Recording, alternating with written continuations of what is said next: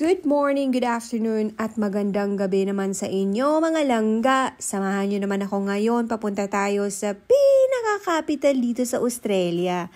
O kung gustong-gusto nyong makita itong pinaka-capital dito sa Australia, samahan nyo lang ako mga langga at tapusin nyo lang yung video na ito.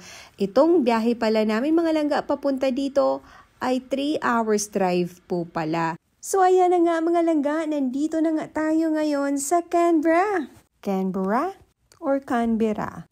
Basta yun na yun. Pagdating nga namin agad mga langga dito sa hotel ay nagbihis na rin talaga ako kasi gusto ko na talagang igala kayo. Pagpasok ko mga langga, lumabas na rin ako kaagad.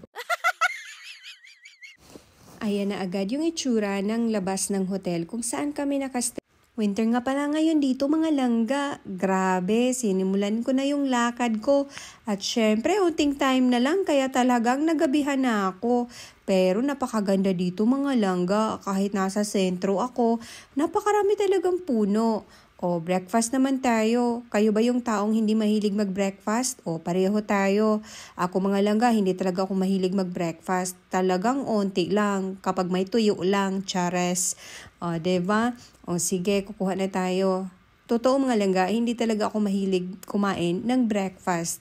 Pero, kapag nga may mga tuyo ganyan, gustong-gusto ko yun. O, at ngayon, ito na lang yung kakainin natin mga langga. Napakarami po pala ditong pagkain mga langga kasi unlimited talaga ito. Kung ikaw ay mahilig sa breakfast ay hindi ka talaga lugi dito. Kaso talaga ako mga langga ay talagang hindi ko gusto ang mag-breakfast. Hindi ko alam kung bakit. O, ayan na, kukuha na tayo ng hash brown. So ngayon nga mga langga, yan lang yung kakainin ko. Uy, Dudong, saan ka pupunta? Na-late ka na. Ayun na nga, sa sobrang dami, hirap na hirap ako kung anong pipiliin ko. Pero hindi talaga ako nagbibiro mga langga kapag may nakita akong mga pang-Australian na pang-breakfast mga langga na walang tuyo ay talagang umay na umay talaga ako mga langga. Ang ganda ng prutas. Yun bang tipong parang nauumay ka na nasusuka ka? Kasi yung sanay ka sa tuyo lang at saka yung mga isda-isda ay iba talaga mga langga. Hindi ako sanay sa ganitong pagkain.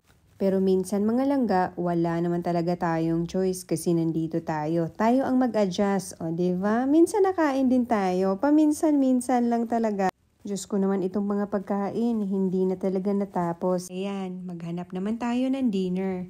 Let's go. Sobrang ganda talaga ng mga area na daanan namin mga langga. Naghahanap lang naman kami ng pagkain. Nakaka-amaze pa rin tong area na to mga langga at hindi pa rin talaga ako nagsawa dito. Basta mga langga, maraming salamat. Abangan nyo yung susunod kong kabanata mga langga dahil igagala ko naman kayo sa snow at sa kung saan-saan pa. Thank you everyone!